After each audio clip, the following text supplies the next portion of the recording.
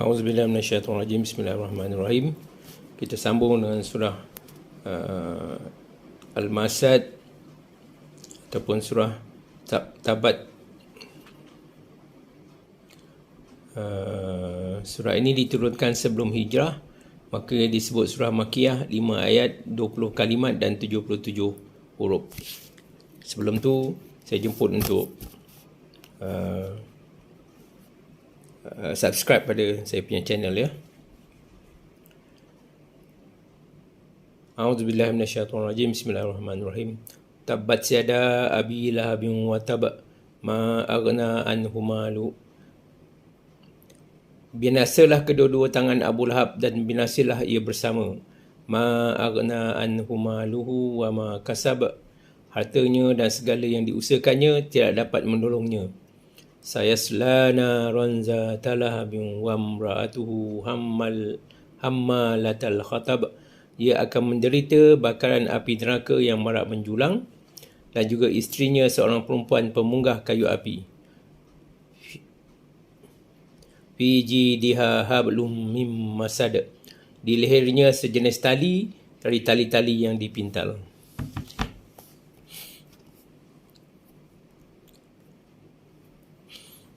Tafsirnya, Ibnu Abbas radhiyallahu anhu berkata, pada satu hari Rasulullah SAW keluar lalu naik di atas bukit dan berseru, "Ya Syabahah," kata panggilan umum. Maka datanglah kebanyakan orang Quraisy, kemudian bertanya kepada mereka, "Bagaimana pendapatmu jika aku mengatakan bahawa musuh akan menyerbu daerah ini di waktu pagi, subuh atau malam hari? Apakah kamu percaya kepadaku?" Jawab mereka, "Ya, ya." Lalu Nabi SAW bersabda, "Maka sesungguhnya aku memperingatkan kamu bahawa keadaan ini akan mendatangkan malapetaka dan seksa yang berat. Bahawa keadaanmu ini akan mendatangkan malapetaka dan seksa yang berat." Maka bangkitlah Abu Lahab dan berkata, "Apakah hanya untuk itu saja kau mengumpulkan kami? Tabban laka, celaka, binasa kau." Kemudian Allah menurunkan surah Tabat ini. Di lain riwayat, maka Abu Lahab segera bangkit sambil mengibas-ngibas tangannya dan berkata, "Celaka kau sepanjang hari. Apakah hanya untuk ini saja kau mengumpulkan kami?" Riwayat Bukhari. Abu Lahab seorang paman pakcik Nabi SAW dan mengejek agamanya. Rabi'ah bin Abbad radhiyallahu anhu berkata, "Dahulu di masa jahiliah, saya melihat Rasulullah SAW berada di pasar Zil Majaz. Ia berseru kepada orang-orang, 'Katakanlah, La ilaha illallah, nescaya kamu bahagia dan selamat.' Orang-orang berkerumun kepadanya, tetapi di belakang Nabi SAW ada seorang yang berkulit putih juling matanya berkata kepada orang-orang,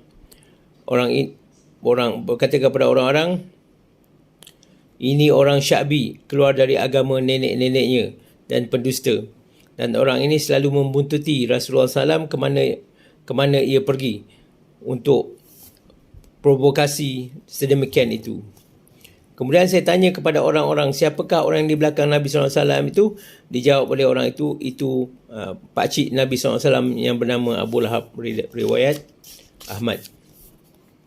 Muhammad bin Ishaq meriwayatkan dari Ubaidillah bin Abbas berkata, "Saya telah mendengar Rabi'ah bin Abbad Ad-Dilili bercerita, ketika bersama ayahku melihat Rasulullah SAW berjalan mendekati kabilah-kabilah, sedang di belakangnya ada seorang juling mata berambut panjang putih wajahnya. Tiap kali Nabi SAW berhenti pada suku kabilah dan bersabda, 'Ya Bani Fulan,' Hai Bani Fulan, sesungguhnya aku utusan Allah kepada kamu.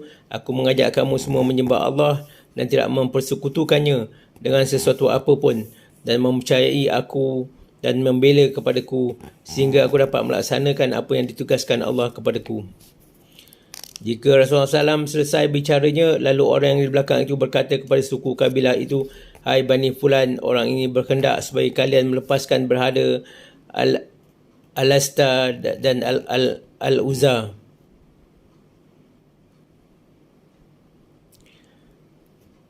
dan sekutu-sekutumu dari golongan jin untuk mengikuti bid'ah dan kesesatan yang dibawanya. Kerana itu kalian jangan mendengarkan dan jangan mengikutinya. Al-Atta dan Uzza. Maka saya tanyakan kepada ayahku, siapakah orang di belakang itu? Jawab ayahku, itu Amin Nabi SAW yang bernama Abu Lahab. Riwayat Ahmad atau Berani. Kerana itulah Allah menurunkan surat yang menyatakan bahawa semua usaha Abu Lahab akan rugi dan membinasakan dirinya sendiri, sedang harta kekayaan dan usahanya sama sekali tidak akan dapat menolong atau berguna sedikit pun untuk meringankan beban seksa yang akan dideritanya. Sedangkan isterinya Ummu Jamil, Arwah binti Hab, saudara Abu Sufyan, matanya buta sebelah pembawa kayu untuk menambah pembakaran terhadap suaminya kerana ia membantu setia terhadap rencana jahat Abu Lahab. As-Sudi dan As-Sawri mengartikan Hamalatul Hatab, suka berjalan mengadu domba antara seseorang terhadap lainnya. Ibnu Abbas berkata, isteri Abu Lahab biasa membawa kayu berduri untuk diletakkan di jalanan Rasulullah SAW. Ibnu Jarir berkata, kerana dia biasa mengejek Nabi SAW dengan kemiskinannya, maka diejek oleh Allah sebagai tukang pembawa kayu bakar. Di lehernya tali dari sabut. Sa'ad bin Abu al-Musayyab berkata, Ummi Jamil mempunyai kalung emas permata yang mewah.